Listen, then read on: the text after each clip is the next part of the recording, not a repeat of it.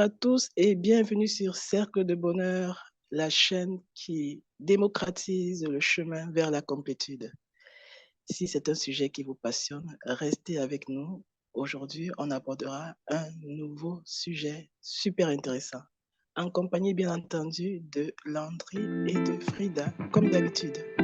Ok, aujourd'hui on aborde un nouveau sujet.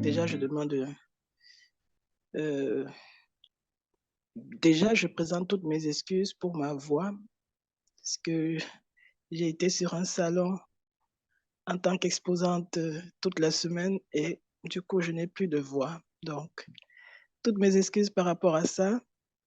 Donc, aujourd'hui, on va parler de l'entrepreneuriat et de ce battle entrepreneuriat salarié. Euh, Frida disait tout à l'heure en off, si tu construis ton business en tant qu'entrepreneur, tu construis la richesse. Si tu es salarié et que tu te donnes à ton entreprise, tu construis la pauvreté. Donc, ça me paraît un sujet super intéressant et c'est ce qu'on va aborder aujourd'hui. Mais écoute, je te laisse la parole, Frida, parce que tu nous as tout à l'heure bien entretenu sur le sujet. J'aimerais bien que tu le dises un peu aux autres pour qu'ils entendent un peu vraiment ce point de vue qui te tient particulièrement à cœur, je crois. Hein. Oui, oui, merci. Bonjour à tous. Bienvenue encore. Euh, oui, c'est un sujet qui me tient à cœur parce que euh, chez moi, ça générait un peu certaines frustrations. Chaque fois lorsque j'entends euh, des propos comme si vous restez employé, vous allez rester pauvre toute votre vie, vous serez pauvre toute votre vie. C'est seulement dans l'entrepreneuriat que l'on peut bâtir de la richesse et tout. Moi, ça m'a frustrée. Et j'ai rencontré, comme je le disais tout à l'heure, j'ai une connaissance aussi, une forme en discuter comme ça au téléphone. Et lorsque je lui ai dit, bon, écoute, moi, j'ai rien contre le salariat. Il y a des personnes qui aiment le travail, qui font très bien le travail. Moi, pareil, j'ai toujours aimé mon travail, en fait. Et je l'ai toujours fait avec passion, j'ai toujours tenu à bien le faire. J'aime ce que je fais. Donc, de là à dire, tu vas mourir pauvre. Bon, c'est quoi être pauvre déjà? Il faut savoir. C'est un peu comme si il fallait absolument que le salarié se sente frustré pour migrer vers l'entrepreneuriat, ce qui n'est pas mauvais. Moi, je pense que c'est une très bonne chose d'avoir plusieurs sources de revenus. Mais il faut qu'on le sente. Chacun doit le ressentir. Ça doit être un appel intérieur. C'est pas quelque chose qu'il faut se lancer plus parce qu'il y a une concurrence à ne pas mourir pauvre. Euh, Se lancer dans l'entrepreneuriat, moi, je l'ai fait hein, pour, pas parce qu'on me disait que j'allais mourir pauvre. C'était un peu une sorte de palliatif, comme ça, pour meubler ma vie sociale, pour avoir autre chose à faire que mon travail.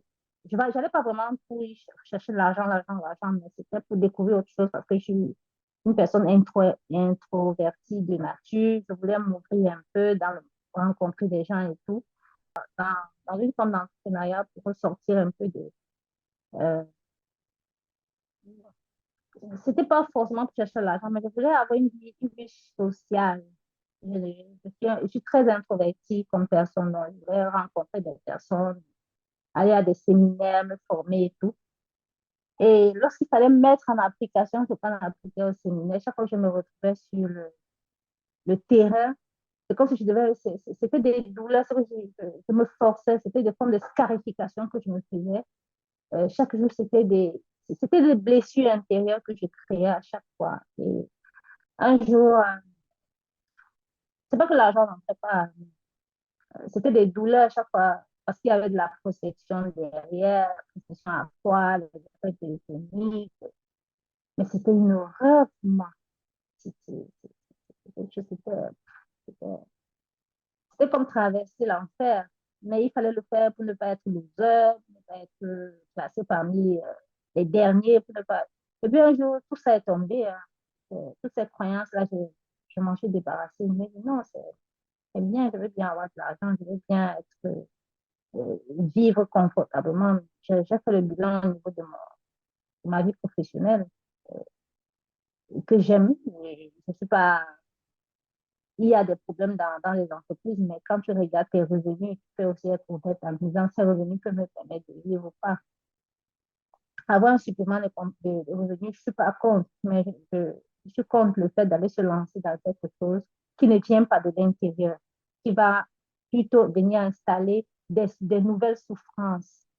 Et après, on va se retrouver dans des burn-out, dans des dépressions, dans l'hyperactivité, dans tellement de choses. Et au final, quand ça ne va pas marcher, vous serez quand même encore dans les 95% des personnes qui seront pauvres parce que ça n'a pas marché. On m'a dit non, c'est quand même une expérience acquise. C'est compliqué. Ouais. Je vais d'abord m'arrêter là pour l'instant. C'est compliqué, mais ce que je peux dire, c'est que l'entrepreneuriat, c'est quelque chose qui se décide, qui se sent. Certains disent qu'il faut essayer de trouver une réponse à une frustration. Si on le fait à l'inverse, on peut plutôt installer une frustration en nous. Là, c'est plus l'entrepreneuriat qu'on est en train de faire. Les vrais entrepreneurs, ils le sentent.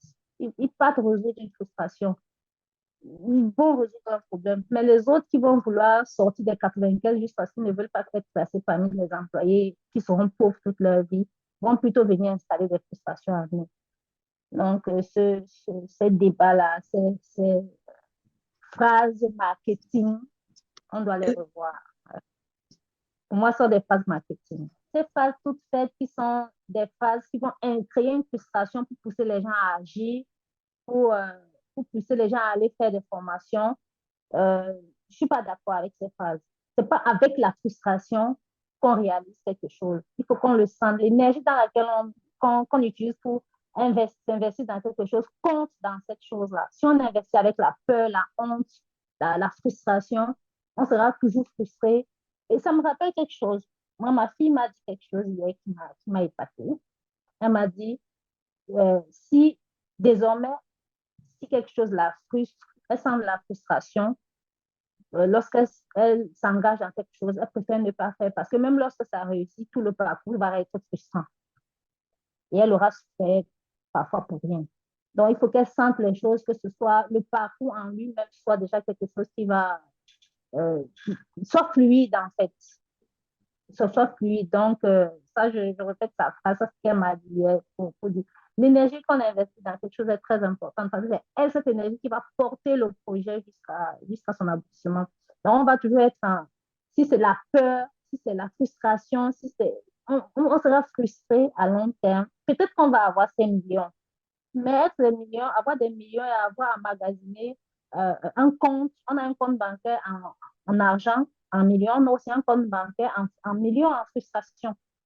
Donc, du coup, c'est quelque chose qu'il faudra rattraper après, peut-être pas des thérapies, pas, on sait que les frustrations peuvent aussi générer des pathologies, des choses comme ça qu'il va falloir aller gérer après.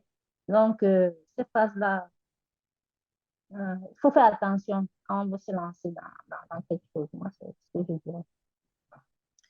Et c'est ta fille qui te disait ça par rapport à l'énergie qu'on investit dans les business qu'on fait. C'est ta fille qui te disait ça ou on n'a pas bien entendu? Oui, oui, ça m'a fait. En fait, j'ai fait juste une transposition de ce qu'on se disait hier. On était en train de discuter justement sur un projet qu'elle a.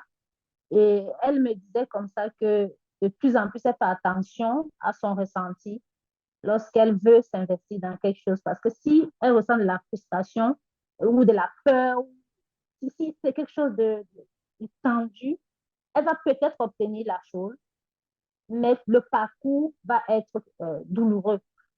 Donc, elle préfère euh, éviter le parcours douloureux, même si elle va obtenir quelque chose. Parce que tu peux aussi avoir ce parcours douloureux et rater. Et dans les deux, même si tu as ce parcours douloureux et tu l'obtiens, euh, tu auras quand même perdu quelque chose en route. Je ne dis pas, il faut faire la différence entre peut-être un élève qui doit se lever, c'est pas moi, plutôt pour apprendre, qu'une personne qui va s'auto-flageller, euh, aller affronter des choses qui le blessent parce qu'il faut absolument qu'il ramène de l'argent. Donc, lorsqu'on aime son travail et qu'on veut être employé, moi, je ne trouve pas que c'est un problème. Il faut que ces personnes se sentent libres d'aimer, de faire ce qu'elles font. Et il y a des emplois qui payent très bien. Il y a des employés, des entreprises qui payent très bien. Donc, je ne suis pas contre l'emploi. Je ne suis pas contre l'entrepreneuriat, mais chacun doit ressentir le besoin de faire ce qui le nourrit de l'intérieur. Voilà.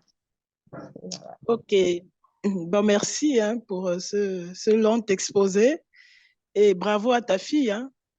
Bon, on va dire que les chiens ne font pas des chats. Hein. De temps en temps, on n'est pas étonné que ta fille, qui doit être toute jeune, ait déjà cette façon de penser. Et je pense que ben, c'est bon, c'est bon signe pour le Cameroun et pour le continent africain dans l'ensemble d'avoir des jeunes qui commencent déjà à avoir ce genre de mindset. Donc, bravo, bravo, bravo à la petite. Avant d'avoir le point de vue landais, je voudrais rebondir un peu sur quelques points que tu as mentionnés, Frida. Euh, c'est déjà le fait que l'entrepreneuriat peut être douloureux pour certaines personnes. Donc, il y a des personnalités pour lesquelles ce serait plutôt une punition hein, de se lancer dans ce parcours. Ça, c'est le premier point. Et puis, le deuxième point, peut-être qui n'est pas assez ressorti, c'est que on peut être complètement épanoui dans son travail, mais vraiment, en tant que salarié, je veux dire. Parce que bah, déjà, tout le monde, les entreprises ont besoin de salariés. Hein, donc, c'est pas mal qu'il y en ait euh, qui fassent ce choix-là. Et puis surtout, le choix d'être salarié peut être épanouissant, quoi. C'est-à-dire que l'entreprise, le cadre de travail peut être très agréable parce qu'il y a vraiment cette attention à porter au bien-être, au capital humain et au vivre ensemble dans le milieu professionnel qui rentre dans l'ADN de ces entreprises-là et qui permettent à chacun de pouvoir exprimer leur potentiel pleinement, quoi. Donc, on peut être totalement épanoui dans en tant que salarié. Et ça, je voulais vraiment le faire ressortir, quoi. Et puis, tu as parlé de 5,95, tu as parlé de 95. C'est moi qui dis 5,95. Est-ce que tu peux nous dire à quoi correspondent les chiffres 95 et 5 Voilà, dont tu nous as parlé tout à l'heure. Oui, en fait, il y a des vidéos ou bien comment je peux dire ça, des concepts que l'on va trouver parfois dans certaines vidéos ou dans certaines euh, présentations, pas forcément dans les vidéos aussi, mais que certaines personnes vont mettre en avant en disant que c'est seulement 5% de la population qui peut être riche. Et pour se positionner dans ces 5%, il faut avoir telle compétence, il faut sortir il faut absolument sortir du salariat. Euh, et sinon, on fera partie des 95% qui seront pauvres, en fait. Et je pense aussi que ces D'accord. 5,95, on l'a dit, dans un livre, on en a parlé dernièrement, Norman Vincent Peale, je crois, son livre il a un livre très, très, très, très, très connu sur le développement personnel où il disait que, maintenant là, c'était l'inverse, il disait que c'est seulement 5% qui vont être riches. Et c'est sur les 5 personnes qui...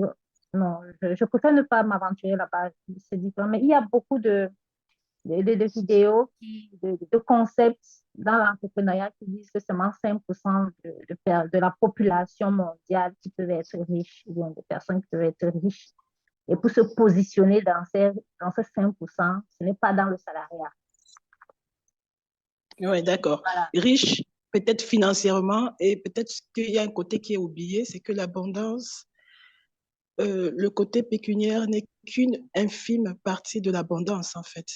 Parce que, comme tu disais tout à l'heure, avoir un compte bancaire hyper fourni pour après faire ressortir ça en soins, en thérapie, en je ne sais trop quoi, bah, c'est un peu dommage, quoi. Alors que l'abondance se voit sur d'autres plans, dans la santé, dans nos relations harmonieuses avec les autres, dans le bien-être qu'on ressent déjà dès le matin, dans la beauté de ce qui nous entoure, qu'on est en mesure de voir. un beau coucher de soleil, une belle petite fleur qui attire notre attention, le sourire d'un enfant. C'est tout petits détails auxquels on est sensible et qui nous remplissent de joie, quoi, qui nous nourrissent en fait à l'intérieur. Et ça, c'est une forme d'abondance, voilà, que l'argent ne peut pas acheter en fait. Donc c'est vraiment voir pour moi voir l'abondance dans toute sa splendeur, vraiment à 360 degrés et pas juste sous l'angle réduit de l'aspect pécuniaire. Voilà ce que je voulais rajouter. Si tu le permets, je voudrais Bien ajouter sûr. quelque chose. Euh, Très souvent, même les entrepreneurs même les entrepreneurs disent que la première richesse d'un individu, c'est sa santé, c'est lui-même. Alors, c'est-à-dire ton capital humain, c'est ta santé. C'est-à-dire, c'est toi, c'est pas l'argent, c'est pas c'est pas les capitaux financiers, c'est d'abord toi.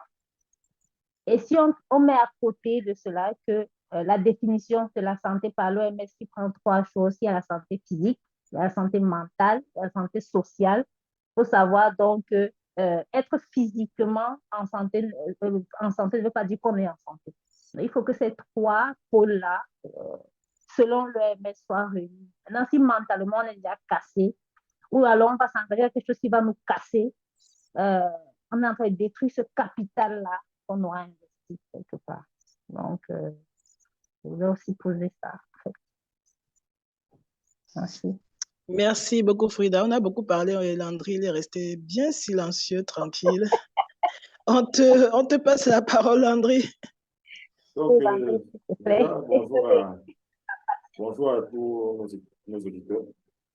Donc, j'ai pris le temps de vous écouter parce que ce que vous disiez était tellement pertinent qu'il fallait bien que moi, que vous preniez le temps de vous écouter et vous puissiez de l'inspiration dans ce que vous dites. Et vous avez dit de très belles choses. Bon, j'ai apprécié particulièrement ce que Frida a dit tantôt. Elle a dit que quand on se lance dans l'entrepreneuriat, ça doit d'abord être un appel venir, un appel intérieur. Bon, mais avant ça, moi, je voudrais bien dire que pour moi, nous avons tous des prédispositions entrepreneuriales. Parce qu'un entrepreneur, c'est quelqu'un qui a une vision et qui veut la réaliser. Et je pense que l'enfant de naissance, quand il naît, il voit ses parents marcher. Et il dit aussi, il faudrait que moi je marche aussi comme ceux qui sont autour de moi. Donc, pour moi, déjà, c'est ça l'entrepreneuriat. Donc, se fixer un objectif et de mettre tout ce qui est pour l'atteindre. Bon, mais maintenant, il ne faudrait pas que ce soit un contexte. Parce que quand je prends par exemple le livre de Robert Kiyosaki, au quadrant du cash flow, où il parle des possibilités qui s'offrent à nous. Nous avons la possibilité d'être des employés, nous avons la possibilité d'être des travailleurs autonomes, nous avons la possibilité d'être des businessmen, nous avons la possibilité d'être des investisseurs. Mais n'oublions pas une chose, c'est que dans la société, chaque catégorie a un rôle précis. Ça veut dire qu'il y a des gens qui ont des prédispositions plus fortes d'être entrepreneurs et d'autres qui se sentent à l'aise dans le salariat. Bon, mais maintenant, toujours est-il est qu'à un moment donné, on a besoin d'entreprendre quelque chose. Et maintenant, quand on se lance dans l'entrepreneuriat, il faudrait qu'on comprenne que c'est un autre paradigme.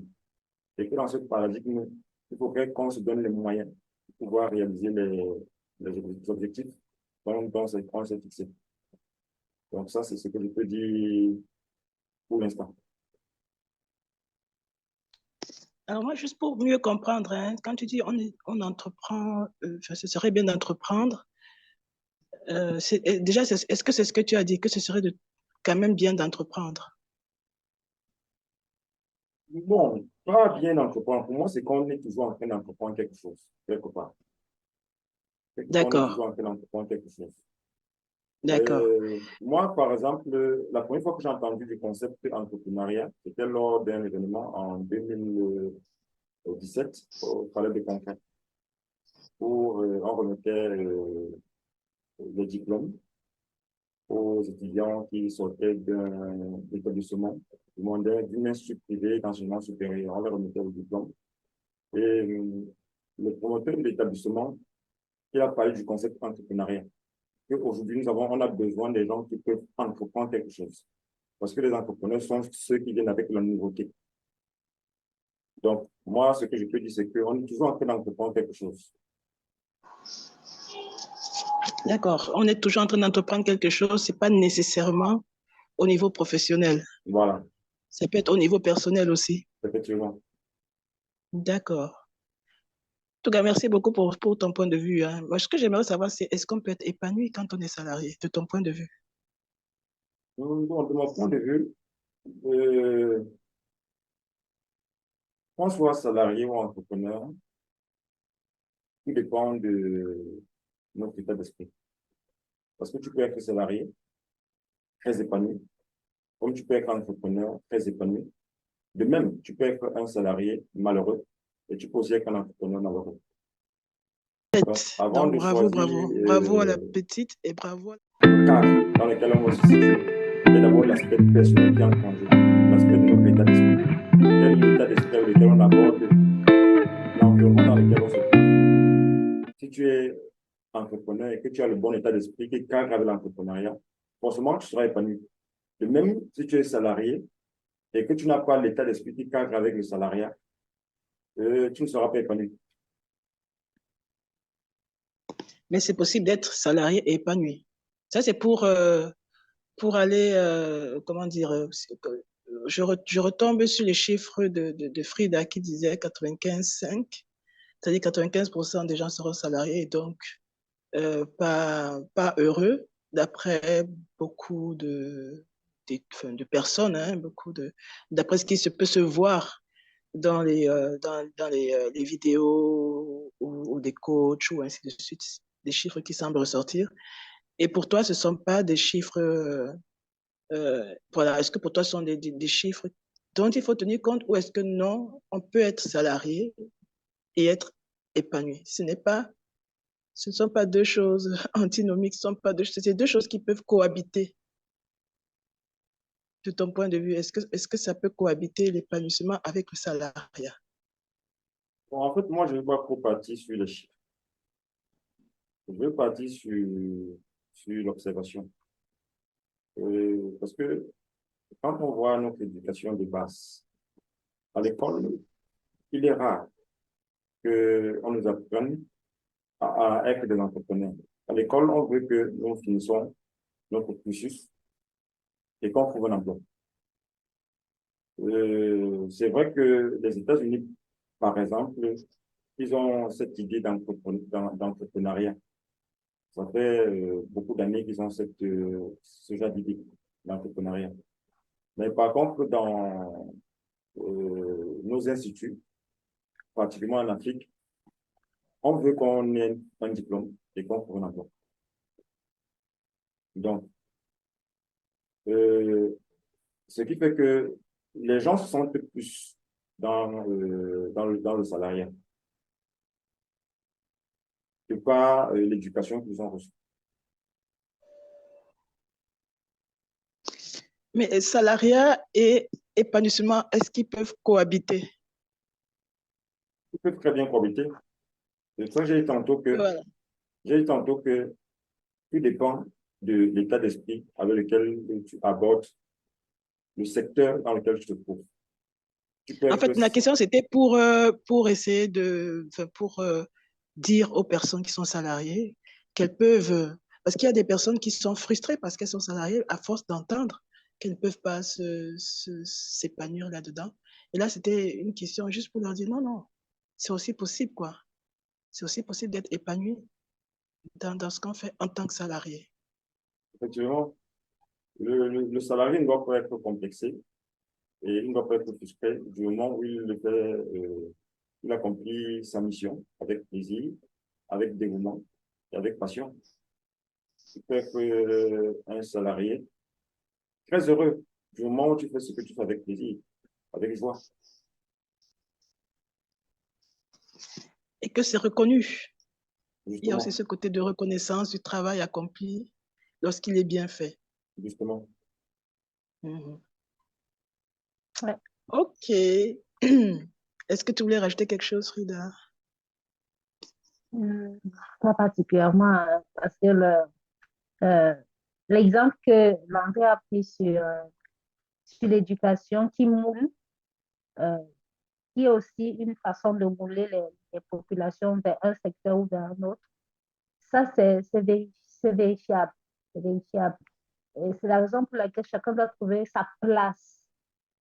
Ce serait bien de trouver sa place. Même aux États-Unis, même les pays dits anglophones, on va dire comme ça, où il y a, on dit, moi je ne peux pas vérifier, je n'ai pas fait des études, mais apparemment l'entrepreneuriat est plus accentué dans les pays anglophones que dans les pays francophones.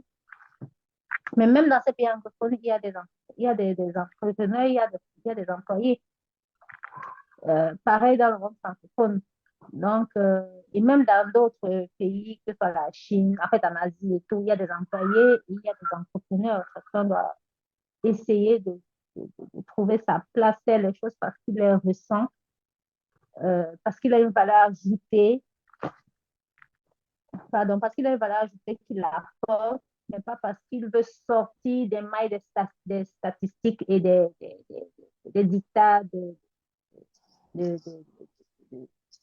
moi je veux dire des phrases marketing là, qui vont nous pousser à prendre telle formation ou bien nous lancer dans tel business parce que donc, ça doit venir de l'intérieur. C'est quelque chose qui doit nous parler, on doit se sentir à l'aise avec c'est tout. Ouais, je pense que c'est assez clair. Hein. On a le point de vue, on a nos points de vue. Hein. Rentrer dans l'entrepreneuriat par passion, par conviction et euh, être salarié, pareil, par conviction, par passion. Voilà. Dans les deux cas, c'est possible de s'épanouir. Et bon, dites-nous en commentaire ce que vous en pensez. Est-ce qu'on peut être heureux, épanoui en tant que salarié? Il n'y a que l'entrepreneuriat qui est la seule voie d'issue pour le bonheur et pour la richesse.